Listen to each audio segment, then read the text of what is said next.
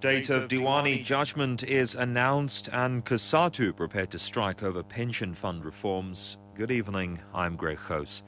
Judgment in the Annie Diwani murder trial has been set down for November 19th in the Western Cape High Court. The state and defence have wrapped up closing arguments. The 25-year-old accused has pleaded not guilty to the murder in November 2010. His lawyer, Kalasile Dayamani, says he's satisfied that he's done enough to get an acquittal for his client. As we have argued, he was not part of any plan or conspiracy, and he had no knowledge of a plan to kill anybody. The Marikana Commission of Inquiry has heard that several legal teams are not yet prepared to present their cases at the hearings. Both the evidence leaders and teams representing mine workers and their families have told Judge Ian Farlam that they're not yet ready to present their witnesses. Lawyer for Miners Union AMCU, Heidi Barnes, says they need to collect testimony from key witnesses relating to events prior to the August 16th shootings. Barnes is described as unreasonable, requested they should start with their presentations.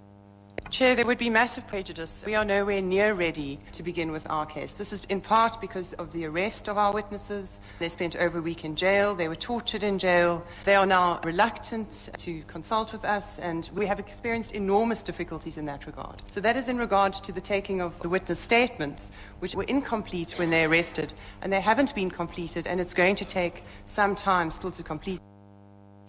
COSATU's General Secretary Zwelinzima Vavi says they'll resort to a national strike if government pushes ahead with proposed retirement fund reforms.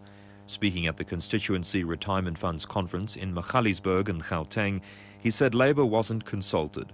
Some of the proposals presented to Cabinet by the Treasury include mandatory preservation of retirement funds.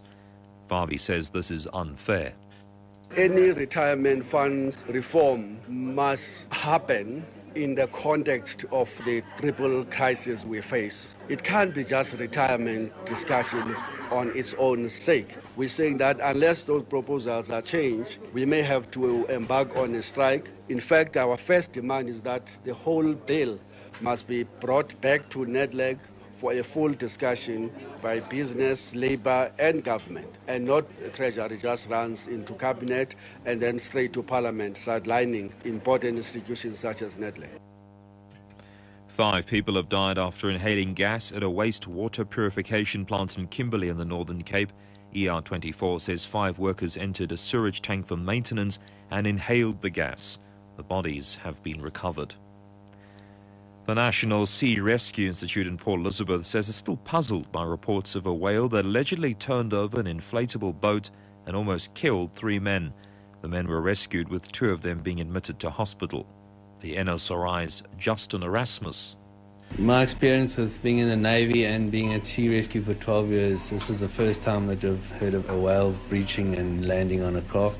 Wouldn't say it's impossible, but it's the first time for us. The top story at 6 o'clock. Judgment in the Annie Diwani murder trial has been set down for November 19th in the Western Cape High Court. The state and defence have both wrapped up their closing arguments.